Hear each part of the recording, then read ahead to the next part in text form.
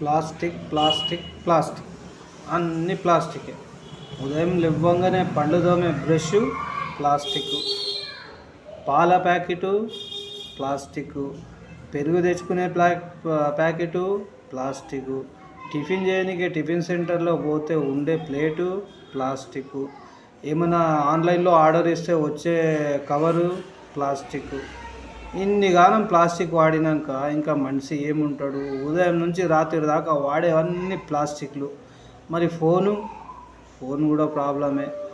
ఇవన్నీ కలిసి క్యాన్సర్కు కారణమవుతున్నాయి. కాబట్టి ప్లాస్టిక్ని ఎంత దూరం పెడితే, ఫోన్ని ఎంత దూరం పెడితే అంత మంచిది. ఈ సందేశం మీరు కూడా ఒక నలుగురికి పంపించండి. ఈ ఫోను ప్లాస్టిక్వి, ఇంకా మనం వాడే బ్లూటూత్ కానీ ఏవైనా కానీ ప్లాస్టిక్ వస్తువుల్ని ఎంత దూరం పెడితే మనుషులు అంత సురక్షితంగా ఉంటారు. లేకపోతే ప్రతి ఇంట్లో ఒక 5-6 సంవత్సరాలు పోతే ప్రతి ఇంట్లో ఒక పేషెంట్ తయారైపోతారు.